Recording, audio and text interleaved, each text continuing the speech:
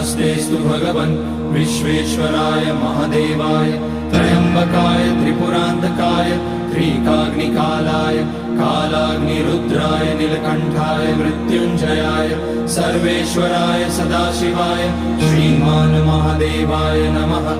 ॐ नमः शम्भवाय च मयोभवाय च नमः शङ्कराय च मयस्कराय च नमः शिवाय च शिवतराय च। ॐ त्र्यम्बकं यजामहे सुगन्धिं पुष्टिवर्धनम् उर्वारुकमिव बन्धनान् मृत्योर्मुक्ष्यमामृतात्। नागेन्द्रहाराय त्रिलोचनाय भस्माकराय महेश्वराय नित्याय शुद्धाय दिगम्बराय तस्मै नकाराय नमः शिवाय। मन्दाकिनी सलिलचन्दन चर्चिताय नन्दीश्वर प्रमथनाथ महेश्वराय